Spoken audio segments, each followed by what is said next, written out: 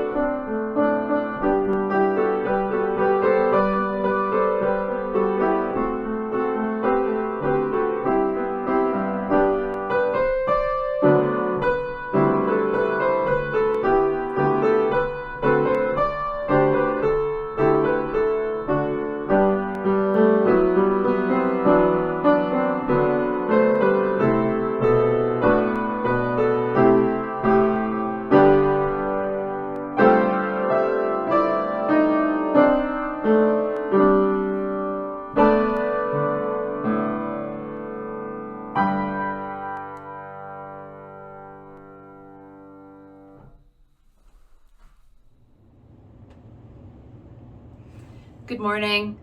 I am the Reverend Danielle Lindstrom, and it is a joy to be sharing worship with you this morning. I invite us into this sacred and co-created space with the words of Reverend Rebecca Parker. Choose to bless the world. Your gifts, whatever you discover them to be, can be used to bless or curse the world. The mind's power, the strength of hands, the reaches of the heart, the gift of speaking, listening, imagining, seeing, waiting. Any of these can serve to feed the hungry, bind up the wounds, welcome the stranger, do the work of justice, or offer love. And any of these can draw down the prison door, hoard bread, abandon power, obscure that which is holy, comply with injustice, or withhold love. You must answer this question. What will you do with your gifts? Choose to bless the world.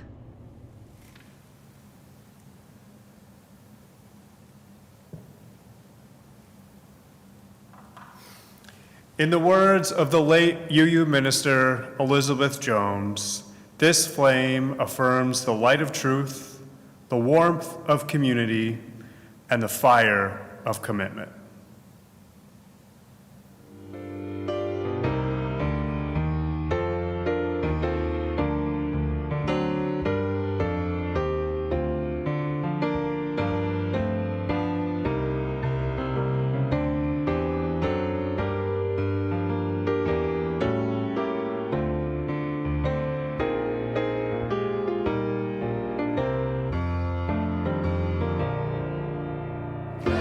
Gather the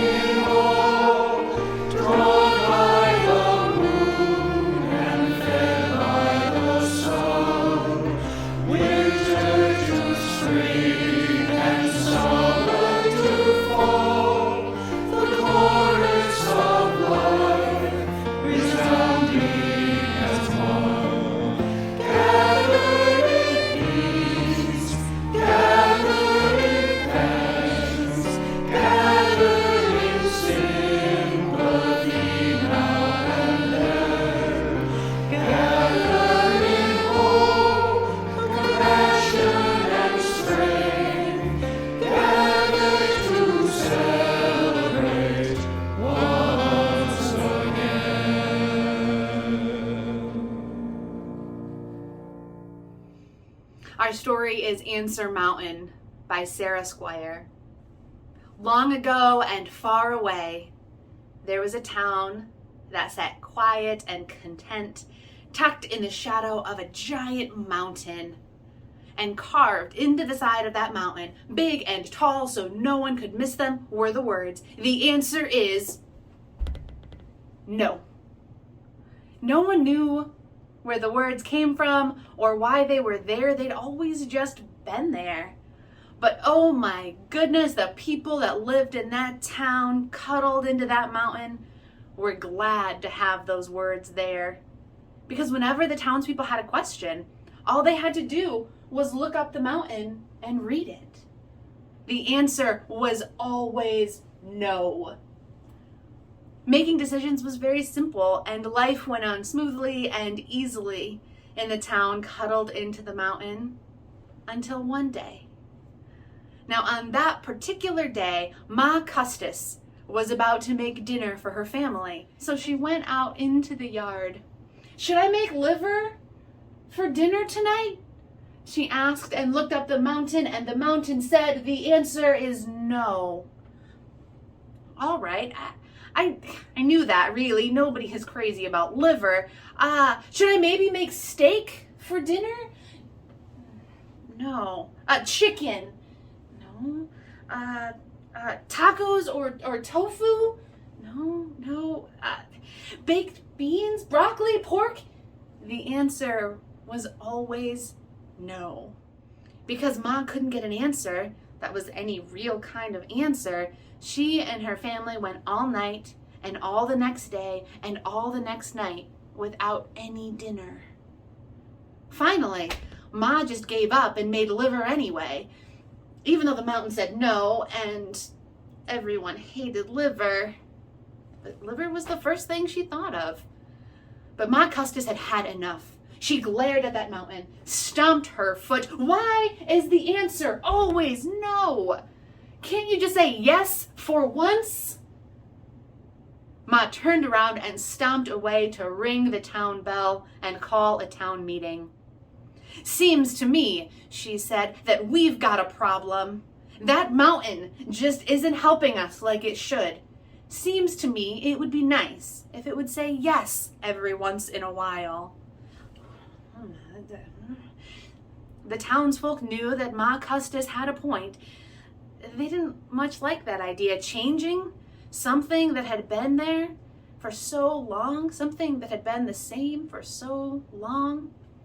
But after they thought, and then they thought some more, they finally nodded solemnly. The mountain would have to be recarved. Mason Sharp, the stone carver, nodded with the rest of them. They scratched their nose, adjusted their cap, and slowly gazed up the length of the mountain. He cleared their throat and said, in this gravelly voice, "Looks to me like I could do the carving, if that's all right with all of you." And so it was. Mason spent the next 2 weeks up on the side of the mountain, chiseling and chipping and carving away, coming down only when it was too dark to see. And when he was done, he came down and said, "The answer is yes." Mason rang the bell to call the town together, and once again, they all came running. Ma Custis, who had started all of this, came right up to the front of the crowd.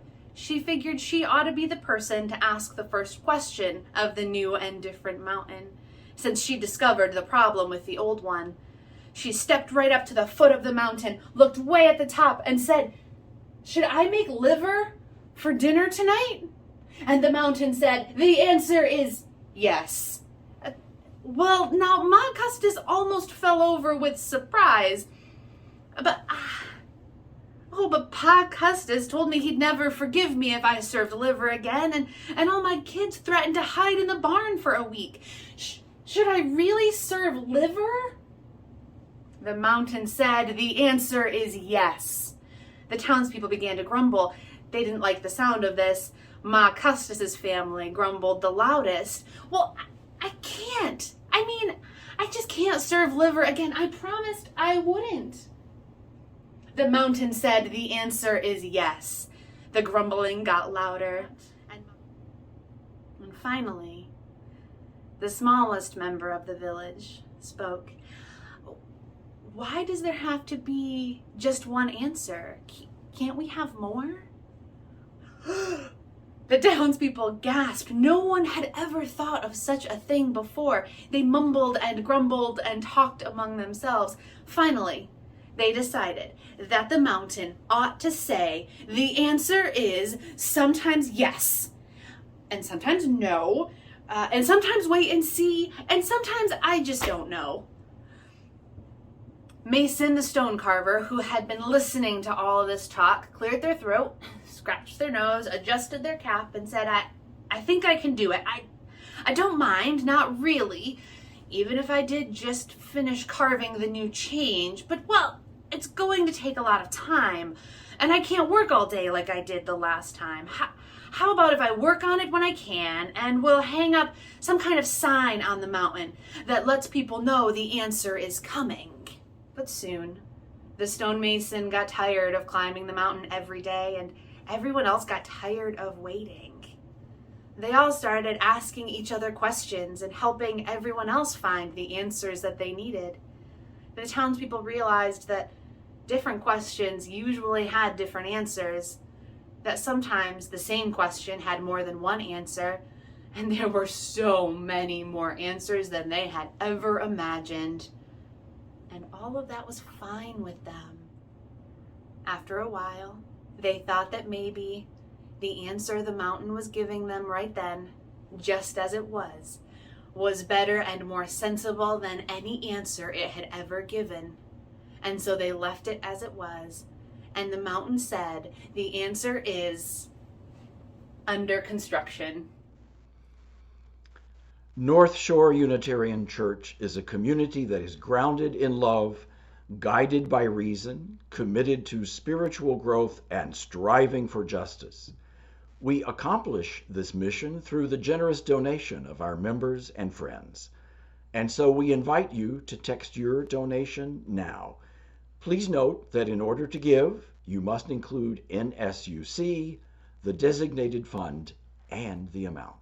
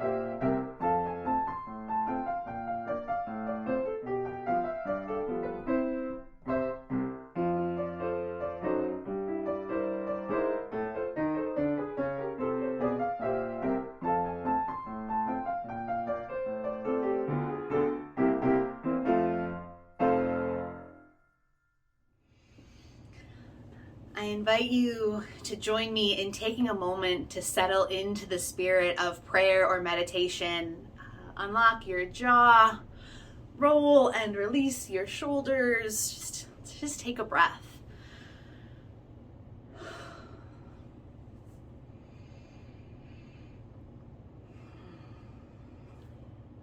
Feel for one another in our sacred space. Spirit of life, spirit of love, it is good to be together this morning. May we begin in gratitude. Gratitude for the gift of life which is ours. remembering that today and always the life we have and hold is to us a precious mystery. Help us to know, to remember, to hold on to the truth that we are not alone. We are in this moment together. We are held in love always. May the spirit of courage, the spirit of compassion, and the spirit of commitment sustain us as we move together through and into what is yet to be. Embrace us, Spirit of life. Embrace us exactly as we are in this moment. May we hope. May we love. May we go forward in peace. We belong to and with each other.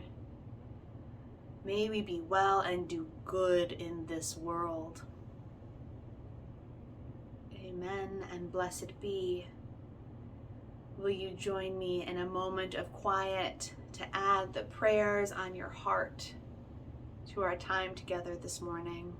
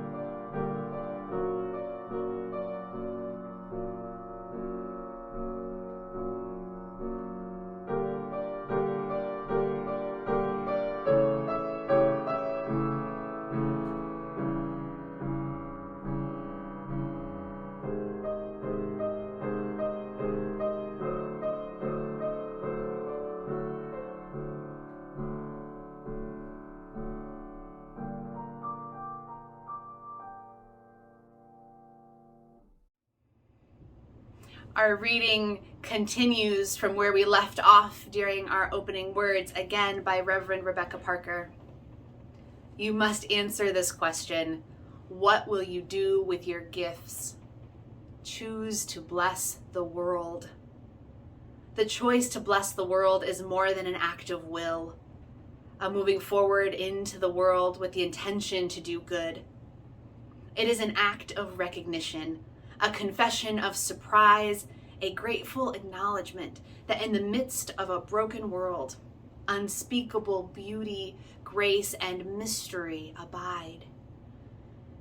There is an embrace of kindness that encompasses all life, even yours.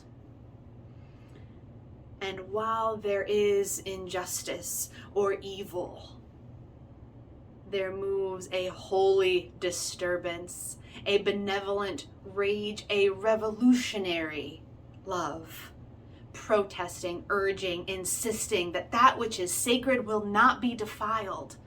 Those who bless the world live their life as a gesture of thanks for this beauty and this rage. The choice to bless the world can take you into solitude, to search for sources of power and grace, wisdom, healing, and liberation. More, the choice will draw you into community. The endeavor shared, the heritage passed on, the companionship of struggle, the importance of keeping faith, the life of ritual and praise, the comfort of human friendship, the company of earth. It's a chorus of life welcoming you. None of us alone can save the world. Together, that is another possibility waiting. May it be so.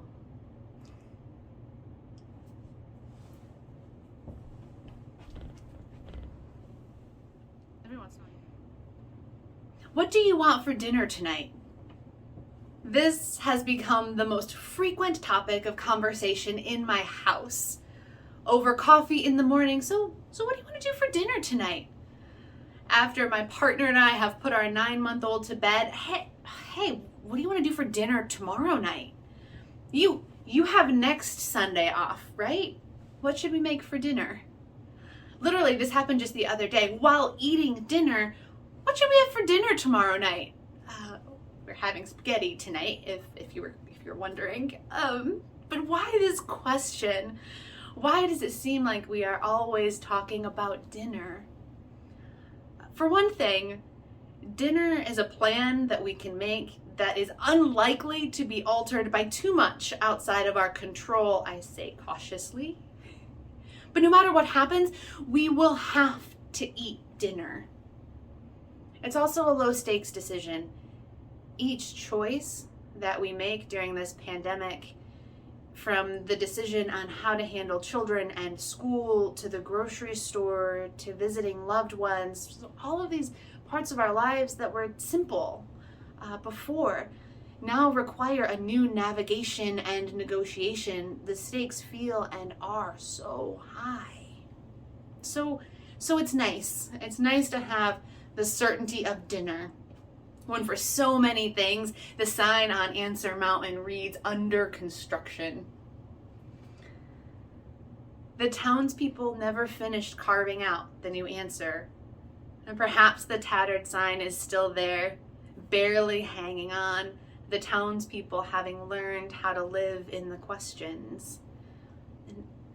And isn't that the path that we've chosen as Unitarian Universalists?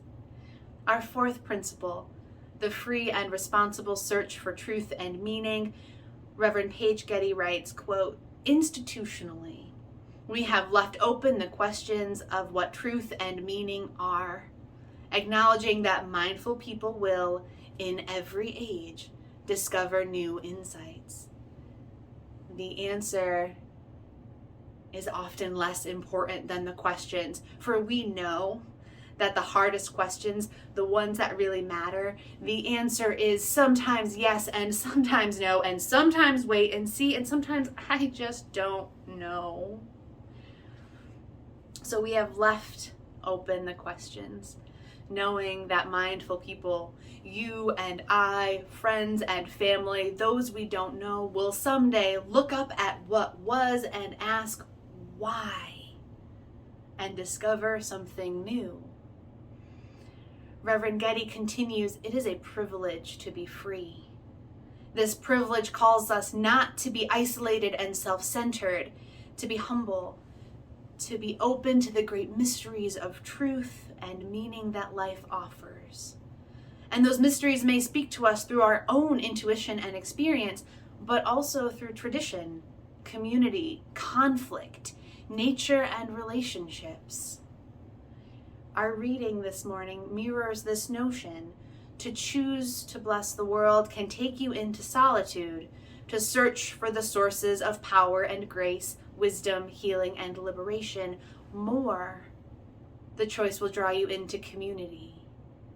The endeavor shared, the heritage passed on, the companionship of the struggle. So often the lessons I have learned about this great mystery come from my relationships, and I invite you to consider a time when you connected with something or connected with someone. Maybe it's for a lifetime, or maybe just a moment. Maybe it was a person, or maybe a piece of poetry or a scientific discovery. A moment when you felt like something had been revealed to you, a new truth, a piece of the mystery unfolded. Let's just take a moment and think about that story.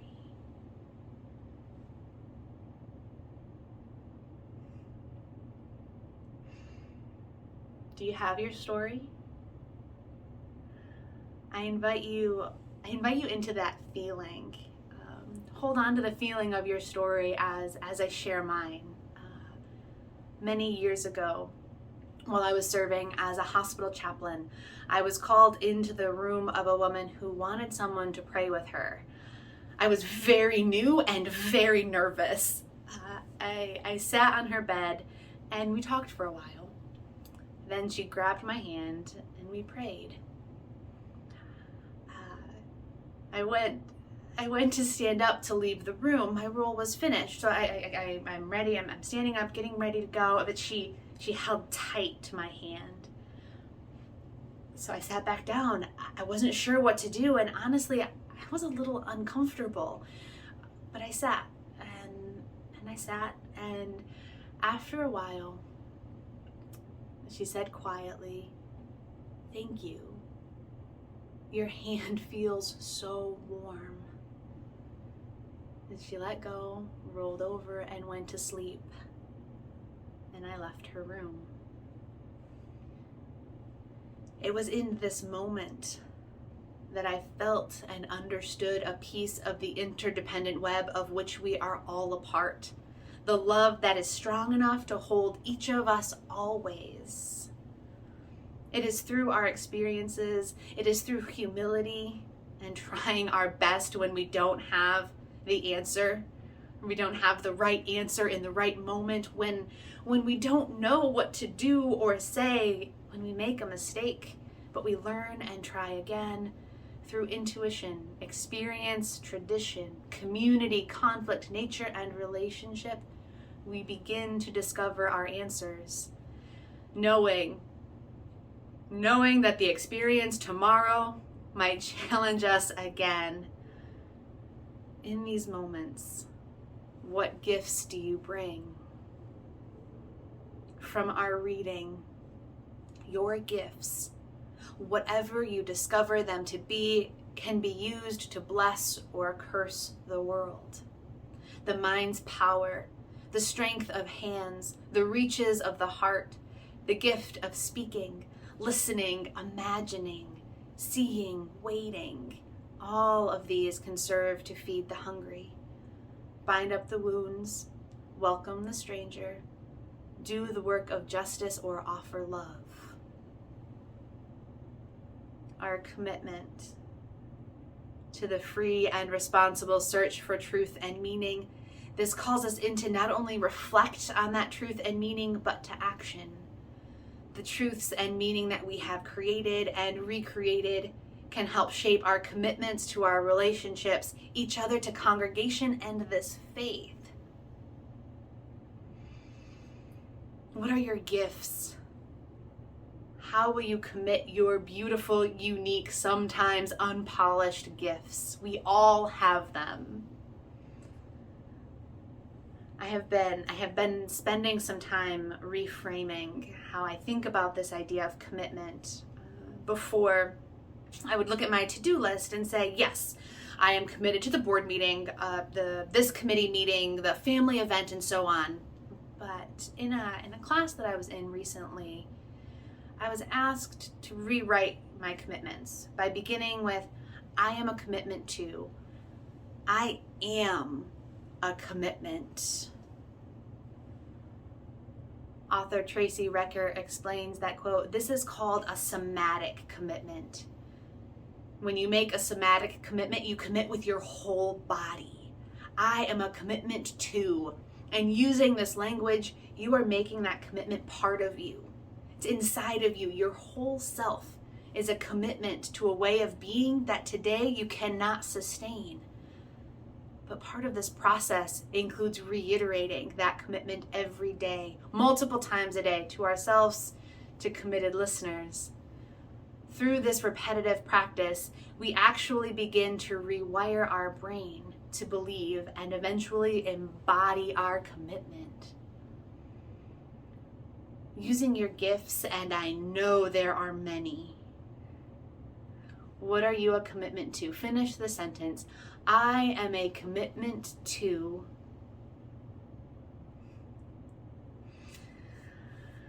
I will share mine and would love to hear yours after the service. So mine is a work in progress, as they are. So here it is.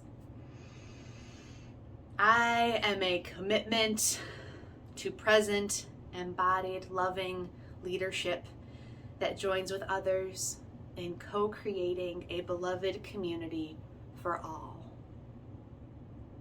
Remember, a somatic commitment is not something that we can easily achieve or sustain. It is a repetitive process until eventually we can embody what we are a commitment to. As a congregation, what's your commitment statement? What would it be? See, and I know because I asked your amazing intern about your mission statement. So this is what I think it is. Okay.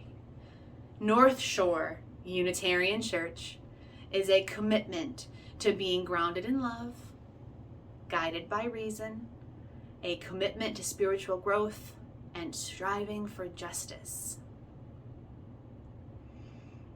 That is a powerful commitment that I hope you repeat to yourselves and one another and to your community over and over and over again as it becomes part of who you are. Our commitments are inspired by our gifts, the way we already show up for one another and the ways we hope and try to show up for one another. And again, this is no simple task. Especially when we are shown time and time again the fundamentalism of individualism, the prevailing of injustice, the lack of accountability, the systems of oppression that are so intrinsic to this country and so intricately designed that they have become the water white America swims in. With all of this weight and more bearing down on our shoulders, do we have the courage to be commitments at all?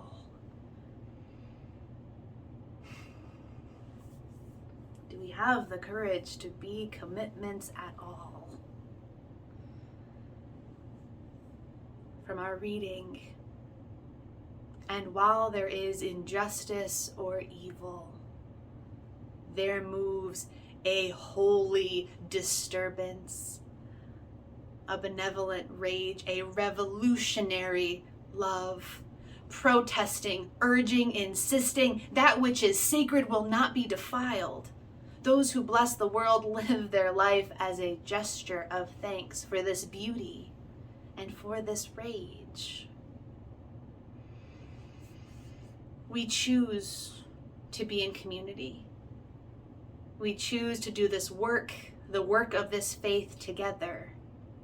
Each time we enter the doors, we log on to Zoom, we find that saved YouTube link, we renew our commitment to this work together.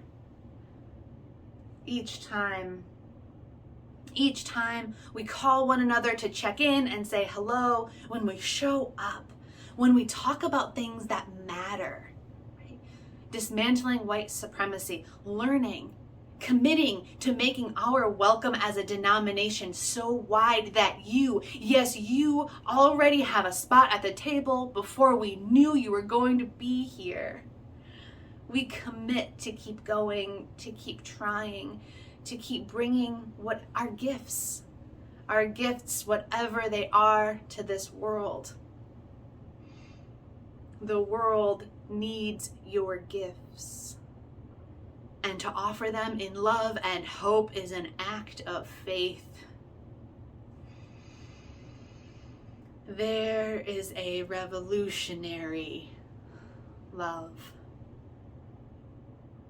May our commitments be held, challenged, and encouraged by that love. The answer is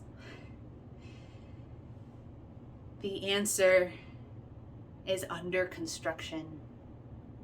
It's an act of faith to live in a space where the answer is ever unfolding, sometimes folding back up on itself, tearing somewhere in the middle and starting up again. And in all of this, we have a choice. Choose to bless the world. Bring your amazing gifts each time you show up in community, and forgive yourself when showing up is just too much.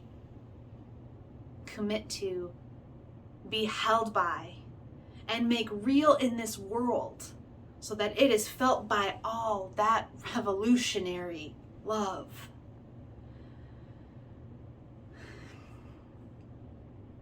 What do you want for dinner? Why do we always discuss dinner? It's my partner's way of honoring that love. It is one of the ways he blesses the world. He is an amazing cook who loves to care for and provide for others, to keep bellies full so we can carry on another day. None of us alone can save the world. Together, that is another possibility waiting. May it be so. Thank you.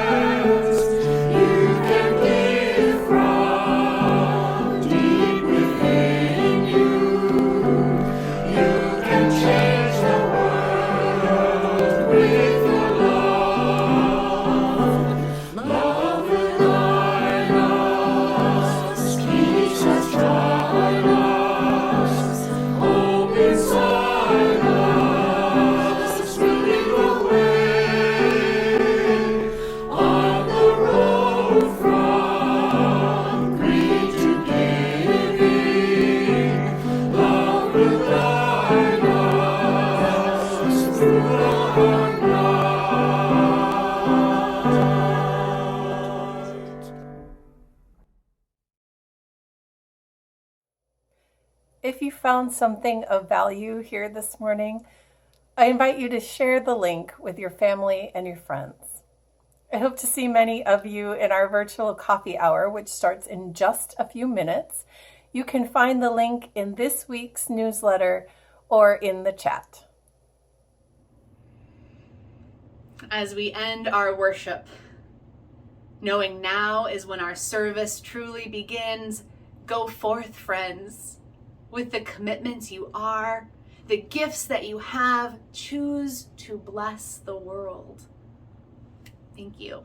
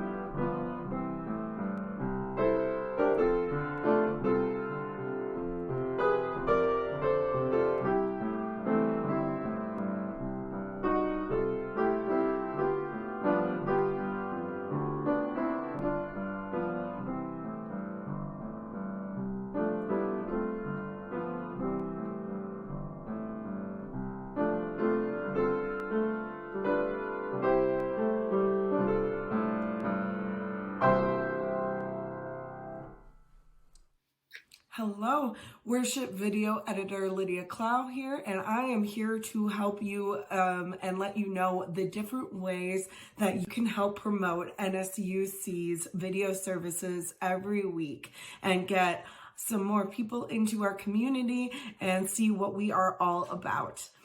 If you haven't already, go ahead and press a like down there for me in the YouTube video. That helps the algorithm see our videos and promote them to other people who are looking for content that's very, very similar. You can also go ahead and press that share button down there and go ahead and send this out to people maybe that you might know who might be interested in it, either through Facebook Messenger, through Facebook on your story. You can share it to your feed. You can send it as just a personal link to people through text message, whatever you would like to do to help spread the word to other people. I would also ask that you please subscribe to the channel if you haven't already, using your own Google account, so that you can make sure that you see other things that get uploaded throughout the week. There is always a first words that is put out into the service, but you could also get a notification for it on YouTube as well if you use YouTube regularly. So make sure you subscribe and maybe even hit that bell notification so that you get personal notifications every time NSUC uploads a video here to YouTube.